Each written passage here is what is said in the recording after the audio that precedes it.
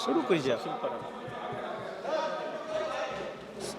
Sir, सध्या महाराष्ट्रामध्ये, मराठवाड्यामध्ये आणि त्याचबरोबर माझ्या नांदेड जिल्ह्यामध्ये नाफेड व CCIच्या वतीने सोयाबीन व कापूस खरेदी मोठ्या प्रमाणात होत आहे। पण नाफेडने जे डागलेले धबेदार सोयाबीन आहे त्याची मर्यादा 5% 3% करण्याचा निर्णय घेतलेला आहे।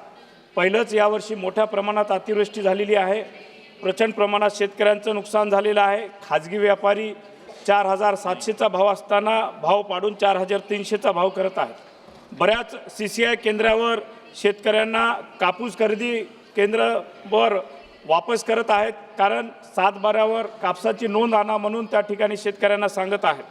तरी मी आपल्या माध्यमातून सरकारला विनंती करू इच्छितो की आपण CCI आणि नाफेडच्या ज्या जाचकाठी आहेत त्या रद्द कराव्यात आणि शेतकऱ्यांना नाफेड आणि CCIचा जो खरेदी आहे तो सुलभ करावा। धन्यवाद जी। श्री अनिल फिरोजी।